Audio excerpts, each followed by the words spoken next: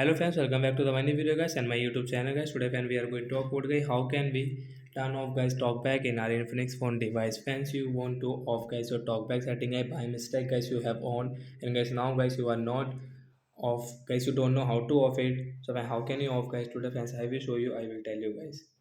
So first of all guys, you will have to use guys your two fingers to off guys your talkback. So we will scroll our fingers to our screen, and then we will click on one tap on setting and guys double tap. So friends, you can see this type of setting. Friends, again guys, use your two finger and guys scroll it, and friends one tap guys scroll it. Guys be careful here guys, scroll guys, click on special function with your two tap guys, we will tap here. Okay, accessibility guys, we will again tap here. Talkback, use talkback guys, tap here. Stop talkback.